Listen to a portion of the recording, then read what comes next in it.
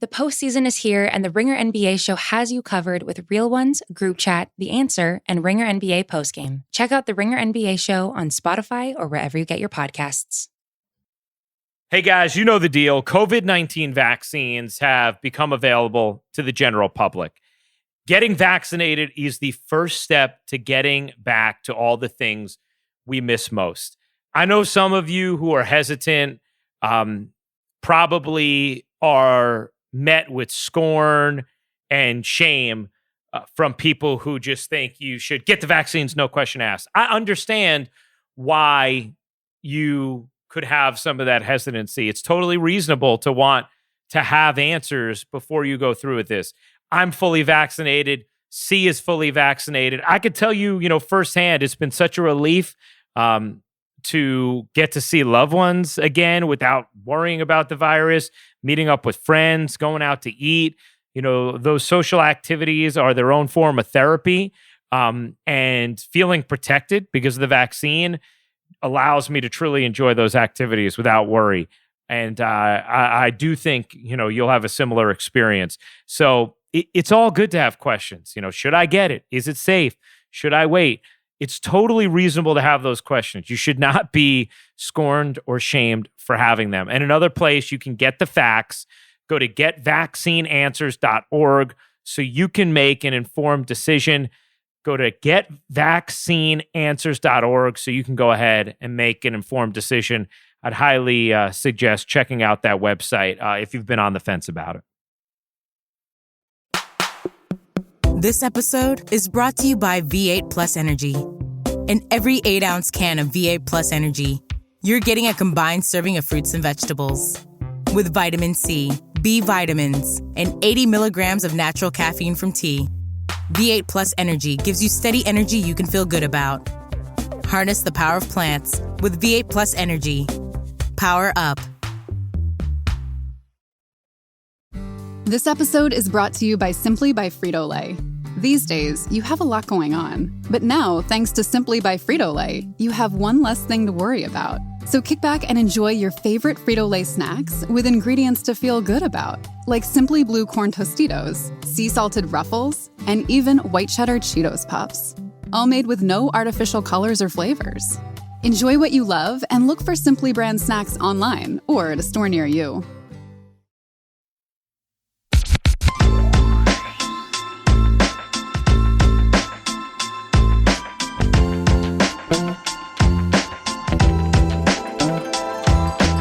What's up, everybody? We're back. R2C2, another special edition. Late night. What's going on? Late night, man. We decided we didn't want to record Wednesday before Game 6 was played between the Suns and the Clippers. And so we're recording late. I mean, for both of us, it's almost midnight. See, the game, there's about 4 minutes left, but the Suns have a 21-point lead, so we decided we were okay to start recording. And we just said, well, we got to press record now because as we were setting up, getting ready to record, doing our banter, man, Pat Bev and Chris Paul just got into it. I mean, you guys, I'm sure, have all seen this now by the time you listen to this Thursday morning. We know new episodes of R2C2 every Thursday. Patrick Beverley just gave a full-on two-hand shove in the back of Chris Paul, sent him flying to the floor, and got kicked out of the game. Yeah, that was wild. I feel like Pat Bev got Pat Bev right there. I feel like, well, I mean, that's what Chris Paul does, though. That's like the ultimate Chris Paul move right there. But he said something personal to Pat Bev where Pat Bev didn't give a fuck when he was getting kicked out of a playoff game right there. Like, I don't know what it was, but he said he gave him a little jab that got under his skin quick. That was crazy. Which, just for context, for those who went to bed and haven't stayed up, the Suns it was a close first half. Third quarter, Suns built a double-digit lead.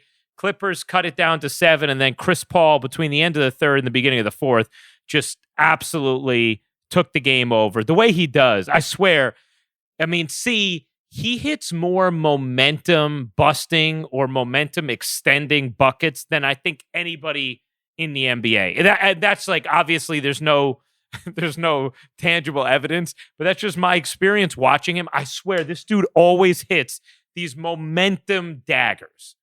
Yeah, no doubt. I mean, and just on the road too. Like what they've been able to do on the road, I think for the Phoenix Suns is it's such a young team, but they don't play young because of CP3. You know what I'm saying? Like I mean, Booker and DeAndre Ayton, these guys are young in their career, but they play like vets and they get great shots, but it's all because of CP3 setting them up.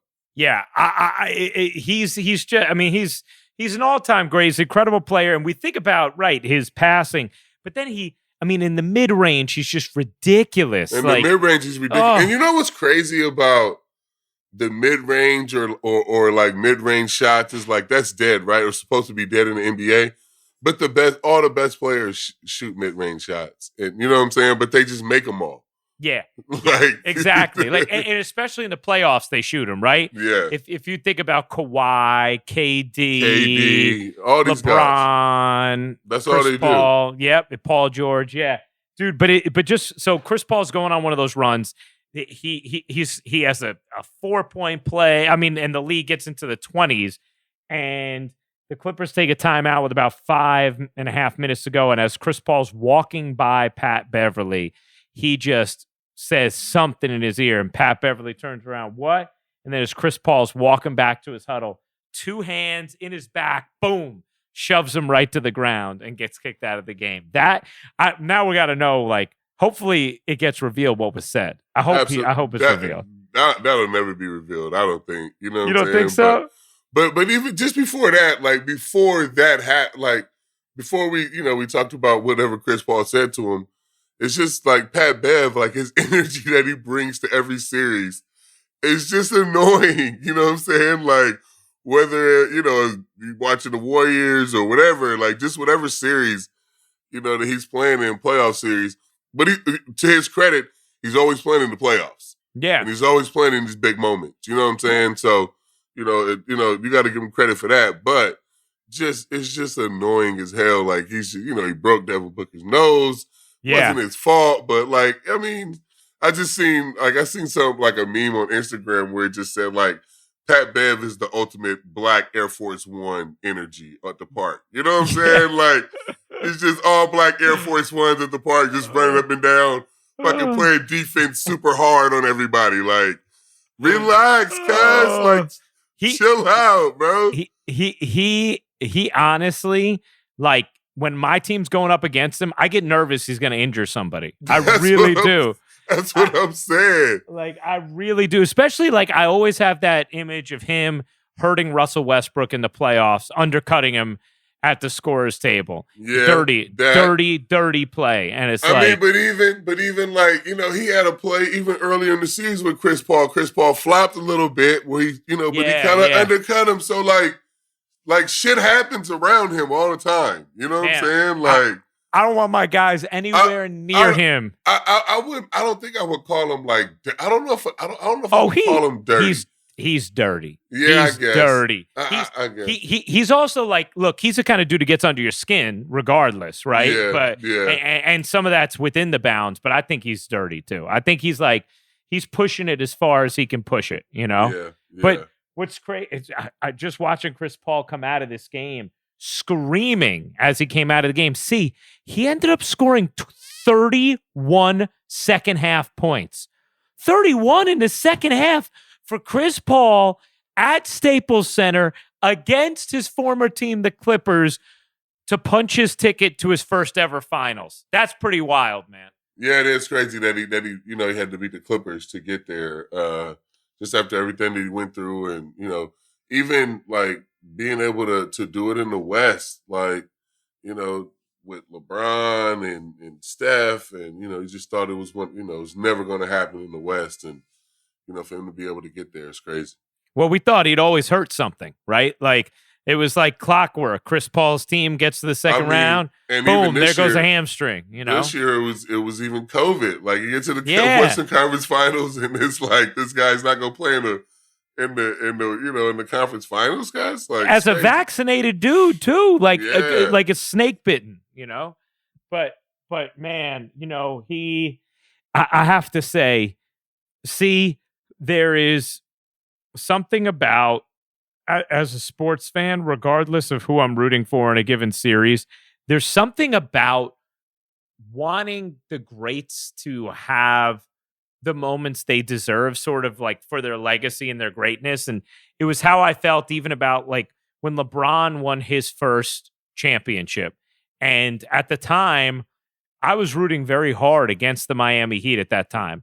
And but there was a part of me when he won it that was like, my sports universe feels set right a little bit because that dude's supposed to win. You know, same thing with him then winning in Cleveland. Like, that's supposed to happen. But Chris Paul's supposed to play in the finals. I was about to say, but is it just him getting to the finals, or does he need to win? I think him just getting to the finals makes it feel all right to me. Yeah. You know, like, it's how I feel about Giannis, too. Like, Giannis needs to be, like, my universe won't feel right until that dude, a 2-time MVP, plays in the finals, you know? Yeah. And so, I don't know, do you have that where there's certain guys, whether you root for them or not, where you feel like, yeah, like I need to see them do that because it only feels right? Yeah, for sure. For sure. I mean, for me, like that time had passed for me for Chris Paul. Just because like his era and those guys, you know, just like for me, it'd be shocking to see Melo do it now. You know what I'm saying? Because at this point, like D Wade's retired, LeBron, you know what I'm saying? Like, you didn't think it'd come now. Yeah, you know what I'm saying? So to see it happen for him now is pretty cool. But yeah, I mean, there are certain guys like that. I mean, I don't know. Yeah, Giannis is one of them. He's young still, so it doesn't quite like. But I'm saying, you know, for me, I want to see Russell Westbrook, man, like playing in the finals, just because of how hard he works and like how, you know, how much he gives him himself. I feel like, you know, watching as a fan, and like how much he gives him himself to the game. So he's one of the guys that I would like to see, like, back in the finals. Yeah, you know what I'm saying? Like, it is crazy to think about, like, those three dudes getting to the finals together in OKC. Yeah. And Russell and Harden haven't been back. I don't even count that though. Like, I know they're babies. Young. That's why I don't count. I don't count LeBron's first one against the Spurs either. Yeah. Like that shit was just, I mean, you know, they were so young.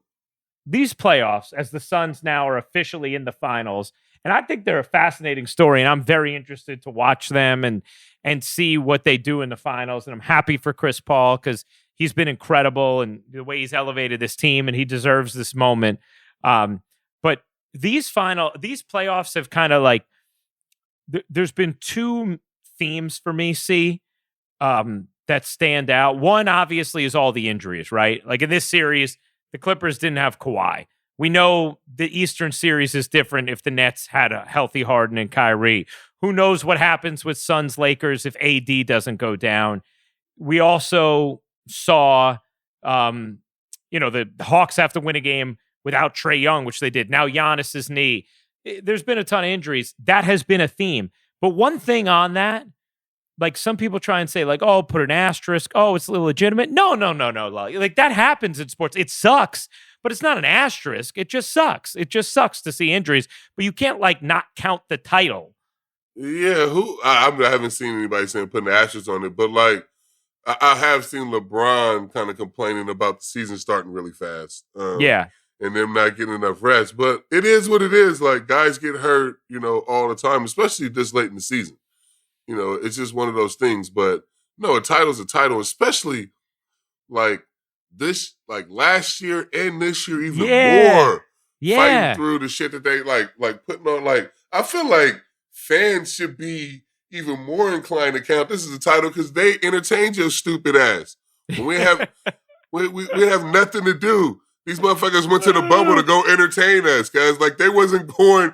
Like, you know what I'm saying? Like, yeah, man. Yeah, they were going to play, but like, man, that was like entertainment for us. So like fans should be more appreciative of what these guys went through, understanding them being away from their families. And, you know, I feel like fans should more have more of an understanding of like the human side of the players just because of we were all locked up. And these guys chose to go and play at a time when their families are locked up. So the title should count even more, and fighting through that this year even more so. And they're still going through COVID protocols, you know, like for a lot of us, we're starting to like reemerge in our worlds and things feel a lot looser. these guys are still going through crazy protocols as they go through the playoffs. That's wearing. And this is a taxing year mentally, emotionally, as well as physically. So, yes, I totally agree. And the other part of that is, if it ends up Suns-Bucks in the finals and Giannis is healthy, right? And the Suns have their pieces all healthy as of now. That still feels like two very legitimate contenders getting to the finals, right? It'd be one thing if two teams emerge that, you weren't expecting to get there and they got there really just because of injuries, whatever. You'd feel you wouldn't delegitimize the title, but you wouldn't feel it just wouldn't feel quite the same. But if it's Suns Bucks, that feels very much like a finals matchup to me. The Hawks, maybe a little bit different if they get there and Giannis isn't healthy these last couple games. But otherwise, even them, they've proven to be an outstanding team, much better than people realize. Man, I'd be super surprised if Giannis is going to be able to play, man. That was like a nasty fall or whatever. Have you ever had a hyperextension before, C? Yeah, a lot. That's what happened to me all the time. And how long would that usually keep you out? It just depends. Like the way he did it, his is just so violent. You know what I'm saying? Like mine would just be like a little tweak like that, like on the mound. And if I, once I did that, then my knee would be hurting for weeks. You know what I'm saying? But yeah, it's one of those things where like his was so violent. Could you play with it though? Yeah, but like cutting and moving around and, I don't know. It just depends on how bad it was, and it looked pretty bad. You know what I'm saying? One other thing on the injury front, I think sometimes people talk about past eras of basketball, and they try and say, hey, scoring was, so much harder in the era of Michael Jordan when you could hand check, stuff like that, right? And a game was so much more physical. The defense was so much better. Those are things you often hear from basketball fans when they're talking about this era and comparing it to eras of the past.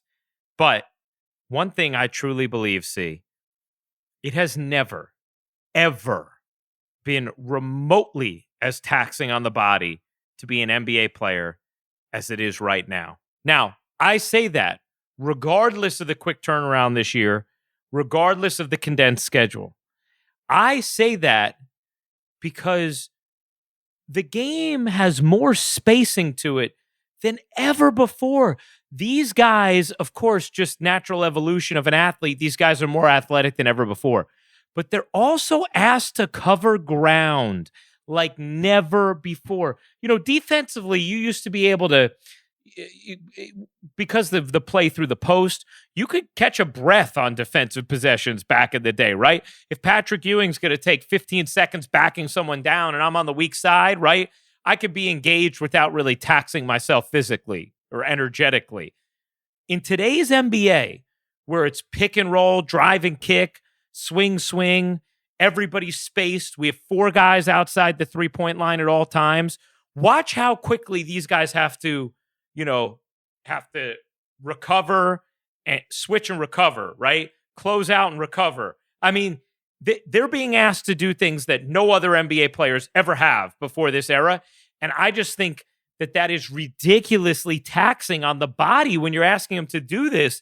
And so to your point, see, about this time of year, no matter what the schedule was, when you get to the playoffs, their bodies are exhausted. Like, I think it's going to be even more important for the NBA next year to build in extra days between games and series in the playoffs because of the way these guys are asked to cover ground defensively throughout the course of a season now. Yeah, for sure. And I just worry about, like, the season's going to start on time again, so I worry about the teams that had late runs into the playoffs. Yeah. Like, and the guys that are playing in the Olympics, like, somebody's always going to be behind now because of the COVID year. Mm-hmm. And, choosing to start back on time, and the guys not wanting to like push the season to a different time, it's going to always make somebody be behind, if that makes sense. Like somebody's always going to be, whoever makes that late run into the playoffs. Yeah, 100%. And look, I don't think that they had any better options. I think they kind of had to do it this way. No, they had to come back because Yep. this is what the guys wanted. Yeah, exactly. Nobody was saying, "Hey, I'll take 50% of my money and, and you could start in March." But to your point, I think that you're right. Like, some teams are always going to be feeling the effects. And this was one of the points I made about the Nets losing to try and make myself feel better is I was saying, if you're going to lose, you're better off losing earlier in the playoffs, in their case, game 7 of the second round, than you are losing in game 6 of the finals. Because if in your mind only winning a championship is going to satisfy you, right? Because whoever loses the finals, that's going to be a quick turnaround and a hard road back to that moment next season. That's what I'm saying. Like, yeah. It's going to be rough. Whoever loses in the finals, I bet you probably won't even make the playoffs next year. Or they make it and they're knocked out really First early. round. Yeah. I mean, teams are going to have to be like back-to-backs. Like this, you can't complain about guys sitting back-to-backs after the way, to your point, they're always going to be catching up to the pandemic schedule, The other big takeaway for me from these playoffs, man, outside of Suns, Bucks, Hawks stuff, the injuries, obviously, but and how it's not delegitimizing anything. It just sucks. It's, it just is what it is, but it's still all credible. But it is, I think we've seen players in losses do a lot for themselves and just like helping to, not that they needed it necessarily, but people understanding their value and maybe helping legacies to a certain degree. Paul George is one of them to me. Like, Paul George has gotten clowned for playoff losses in the past, right? But I don't know how you don't walk away with anything but respect for him after what we've seen in this series. Yeah, no, he had a good series. But then there are people that can be like, well, he missed the fucking free throws too.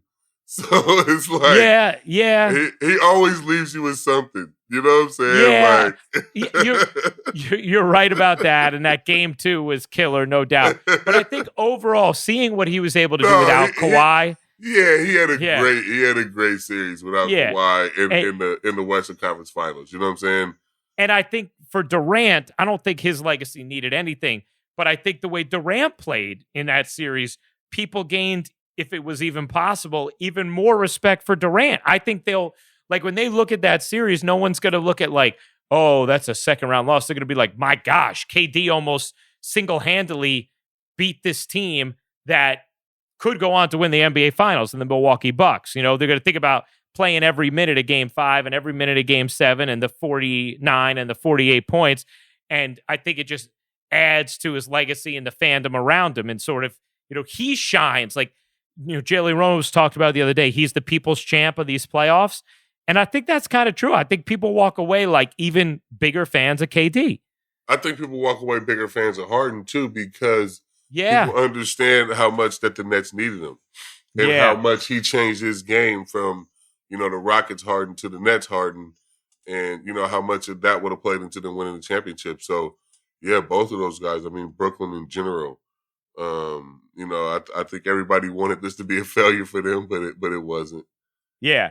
And see, how about where you're at right now with Bucks Hawks at 2-2? Man, it's crazy. It just depends on who can come back healthier.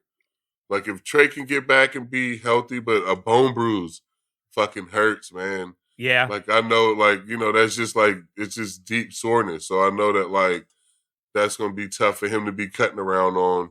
And then, like I said, it just depends on if Giannis can get back with that hyperextension, because that looked nasty too. And he tried to, come back out, and obviously that his knee was hurting him. So it honestly really just depends on who can come back healthy. But if neither one of those guys play, then I think the Hawks have a better chance, which sounds crazy, but they have a better chance of winning. I agree with you. I think if neither one of them plays, the Hawks do. I think ultimately Giannis will find a way to play in Game 6 and 7, even if he doesn't play in Game 5. And I think the Bucks will find their way to the finals.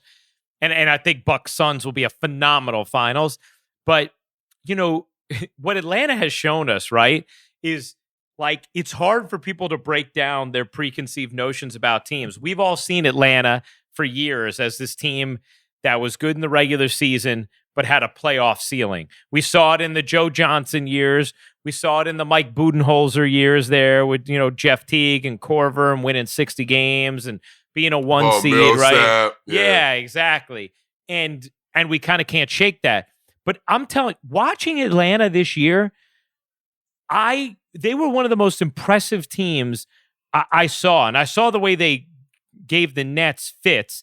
They have a lot of talent. And if you look at Trae Young as a superstar, right, instead of just a really nice player, if you look at him as a superstar and then you start looking at the pieces around him, like those are really good auxiliary pieces to put around a superstar. They're athletic. They're two-way guys. They can hit shots. Like there's 6 or 7 guys who you feel really good about putting on the court around a guy who's proven to be a superstar in Trae Young.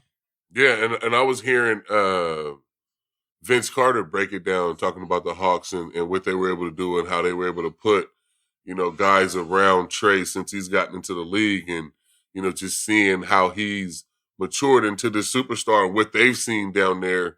And now we've getting to see him on a national stage and, how they've made these trades and, they traded for Clint Capella and they traded for Lou Williams and everybody's like, what the fuck are the Hawks doing? You know what I'm saying? And now you look around and you're like, oh, that's what they were doing. You know what I'm saying? They were putting some guys around who they knew to be a superstar. So, kudos to that front office for them to be able to recognize what they needed in a roster around their young player. And, I think other franchises can look at that and take note and see, just knowing their personnel and knowing exactly what their guy needs. And if the Hawks can keep this team together, which they have guys on contracts where they should be able to for a while, they're going to be a force. Like this isn't just somehow the Hawks made it to the Eastern Conference Finals or maybe the finals. No. This team's going to be good for a while. They're going to be a top 4 team in the East for a really, really long time. Yeah, I can see that for sure. I mean, the roster's young. You know what I'm saying? Yeah. Like, the roster's young enough where besides Lou Williams, and he feels like he's young, the rest of those guys are pretty young. You know what I'm saying? Yeah, right. Herder, Reddish, Hunter, who's hurt right now. Bogdanovich, which was a great signing this past offseason. Obviously, Trae Young, John Collins, Capella. Gallinari's older, but he's still got he's still got years left of effectiveness. Gallinari and Lou Williams may be the oldest 2 guys on that roster. Yeah, which is crazy. This episode is brought to you by Heineken. Heineken Summer Can means it's the summer of can. That means you can do things like go to pool parties and rock that swimsuit. Any swimsuit. Heineken loves a natural bod because Heineken is made from 100% natural ingredients with premium malt and their famous A yeast. They're so natural that their idea of a summer workout is taking in that sun poolside and sipping a crisp, ice-cold can of Heineken. Pick up a pack or get it delivered and put the can back into summer. That can be your 6-pack. Must be 21 years of age to purchase. Please drink responsibly. This episode is brought to you by Odoo. Running a business is hard, but who says you have to do it alone? With Odoo's suite of business applications, you can streamline, automate, and simplify any part of your company. They've got apps for CRM, accounting, e-commerce, manufacturing, you name it. Each app is user-friendly, intuitive, and fully integrated, so you can stop wasting time and start growing your business. Productivity awaits with Odoo. For a free trial, go to odoo.com/Spotify. That's odoo.com/Spotify. This episode is brought to you by 3M. 3M has always been driven to improve lives with science and innovation. It's this forward-thinking mindset that led 3M to invent household items you've come to know and love, like Post-it notes and command hooks. But 3M believes they have a responsibility to use their science to improve lives in even more ways. That's why they're responding to the COVID-19 crisis by working on solutions for some of today's biggest challenges. As a leading provider of personal protective equipment, 3M is producing critical products for healthcare workers and first responders, and donating to local and humanitarian aid partners around the globe. They're also making more respirators than ever before, with plants working around the clock, producing more than 95 million respirators per month in the U.S., helping those on the front lines continue the fight. 3M Science, applied to life. Learn more about how 3M is helping the world respond to the COVID-19 pandemic at 3m.com/COVID.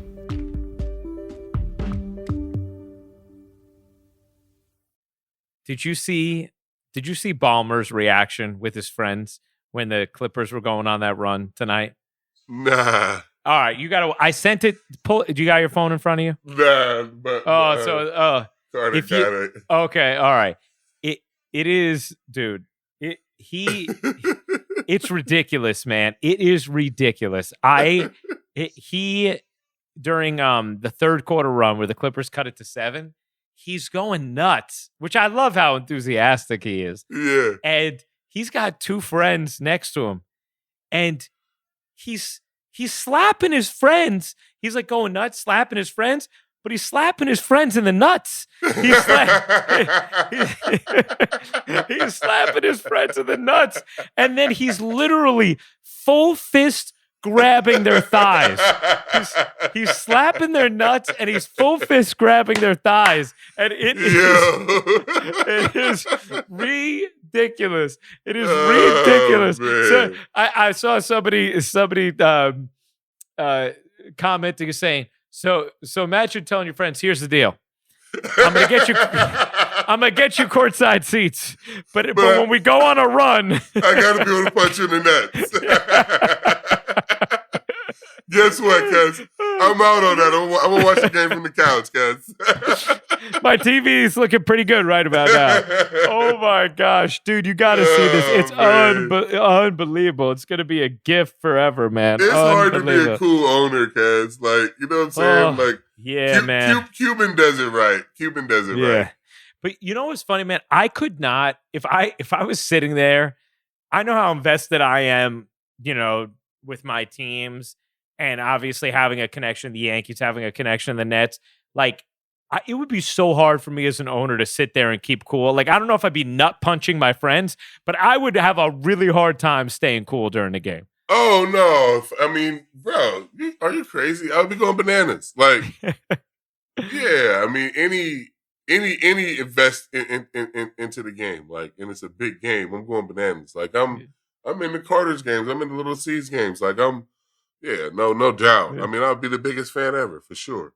You know what's funny is that when I was covering the Yankees last week and I was down on the field talking to the guys, and PJ and Marcus Timms, PJ Pilateri, the hitting coach, Marcus, and assistant hitting coach, and PJ, they both said to me, they're like, they thought you were going to get kicked out of the game when you were sitting front row, and and that when the ump had that horrendous game with those calls, not this past time when you're sitting front row for Ohtani, Boston.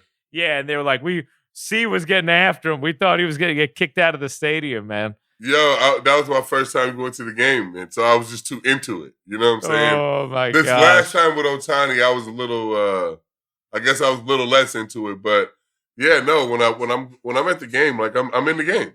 You know what I'm saying? Like, yeah, I love it, I'm man. yelling this shit like I'm in the dugout. By the way, your boy Ohtani went yard for you, man. Today? Well, no, at the game you were at. Oh yeah, you know what? My fat ass missed it. I was in there eating at Legends. Legends is such a distraction because I missed it.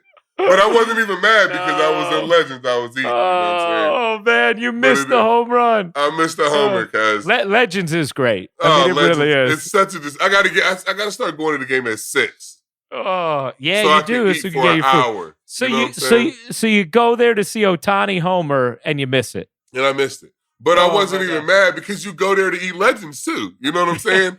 Like eat Legends is part of it. So like, like the homer and Legends, I mean, you can't have it all sometimes, but so Legends won out. Legends went out. But you go for both things. You go for Legends and you go to see, the game. So it is what it is. I just got to get there earlier so I can see more of the game. Our friend Matt Siegel, who went with you, he posted a very disturbing pic about all the sunflower seeds underneath your seed, man. You Yo. go through a lot of seeds, bro. That was light, cuz. Oh my gosh. Yeah, and savage. Yeah, that was light. That was some. I was very impressed and alarmed. Crazy.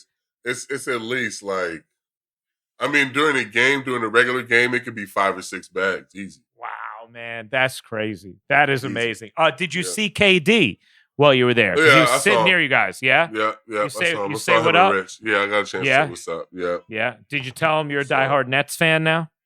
Oh yeah. I'm sure he knows that. You know what I'm saying? Yeah. But it was good. You know, he's become a massive baseball fan. Man, that's what I heard. Yeah. He's doing a whole tour of all these MLB stadiums this summer. After the Olympics, huh? Yeah. And he's into figuring out which stats are like the key stats, which I'm saying, like, he's got to come on R2C2 then to talk about this, man. Yeah, we'll get him on. After he learns everything, we'll get him on. Yeah, we got to quiz him. Sure. See, one thing before we wrap things up, Gary Sanchez has been so good, as we talked about. And you said, hey, he doubled the right center twice. That was like, key for you. You're like, now I'm just waiting for him to homer opposite field. He homered opposite field yesterday, see? So now he is all the way back, man. He's all the way back, and that ball was off the plate, too, that he hit. Yeah, so it was. Yeah, so he's covering. You know what I'm saying? That would be a ball, a couple months ago that he would try to hit the left field, and he would hot top over and hit it to third base. So, to see him drive that ball to right center is good. That's a great sign. Man, I'm so happy for him because we know how hard he's worked. Yeah, for sure. And just seeing him bat third, man, I'm like, and every time he comes up expecting a hit, it's great to feel that. Did the again Yankees with win Gary. tonight? Did they win today? So they're winning 7-4 in the bottom of the 7th, but they had an impossibly, first of all, the game, Ohtani got rocked in the first inning. You just couldn't find a strike zone and stuff. He got taken out in the first inning. Oh, he was walking people, or he was giving it up? A little combination. He walked 4, gave up 2 hits, gave up 7 runs in the first inning. And now three of them scored on a double that LeMahieu hit with bases loaded after he got taken out. But he only lasted 2/3 of an inning, got taken out. And then this game has had 2 different rain delays that have totaled, shit. I don't know how, it's like totaled 9 hours. Not really, but feels like it. So the game was taking forever to begin with. Then they've had 2 rain delays. So they started back up. It's now 12:11 Eastern, and they're in the bottom of the 7th inning. Hey, listen. So everybody asks me, "Oh, do you miss baseball?" Fuck no. I don't miss baseball. They have a day game tomorrow, too. It's 12 o'clock, and these motherfuckers playing right now. Nah, I don't miss that shit.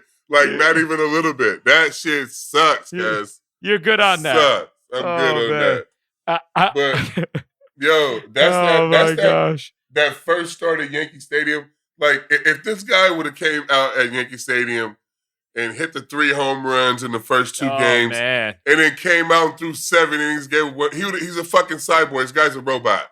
Like, nobody can do that on this stage. Like, it's hard to come to the stadium and be impressed. You know what I'm saying? Like, he's crazy, man. Yeah, so for him to have, like, that hitting debut that he had at the stadium, like, no way he can come out and pitch the way he did. It's hard to pitch in the stadium for the first time. So you want to pitch well, you want to put on the show and all this shit.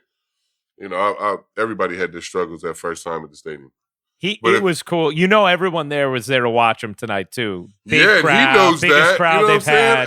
Yeah, he knew that the last 2 nights. You know what I'm saying? And he was able to put on the show, so he wants to do the same thing pitching. But it's the harder you try as a pitcher, the worse you're gonna fucking do. Remember in spring training 2020, just before COVID, when you said Shohei Ohtani was the greatest baseball player you've ever seen, and everybody thought you were crazy. And now everyone's like, you know what? I think CC Sabathia was right about that. He's giving you the receipts, man. Man, because this guy's unbelievable, man. But, I'm glad you got to see him in person, even if you missed the home run because you were chowing down in Legends. Oh, yeah. We pitched him well after that. Yeah. We got to score some runs. I mean, I'm glad we're scoring some runs tonight, but yeah, and tonight and yesterday, offense got going. I see we got a book giveaway I want to tell our audience about. I also just got to give a shout out to my boy Joe Panic. Got traded to the Marlins and homered his first at bat with Miami. Oh, nice. Tonight. Where's he playing? Is he playing second? He's playing third right now. Oh, because Jazz plays second. Yeah, exactly. So he's playing third, and they have an injury, so I think he's going to get some regular time. He had another ribby hit, too. And he grew up idolizing Derek Jeter. He gets to, play for Don Mattingly and Derek Jeter, so I think that'll be cool for him, man. Yeah, that'd be cool. That'd be a cool experience. All right, your book is coming out July 6th. That's next week. July 6th, yeah. Yeah, Till the End is the name of the book. Comes out July 6th, but 5 lucky people, R2C2 listeners, can win a copy by going to the sweepstakes page, which we are going to link in our bio on Instagram and Twitter. Okay, so go to R2C2's Instagram and Twitter page. We're going to have a link with Penguin Random House, and 5 lucky people are going to win a copy of C's book. The 5 winners will be announced in 2 weeks on July 15th. No purchase necessary. Enter between July 1st, 2021 and July 14th, 2021. Open to U.S. residents 18 and older.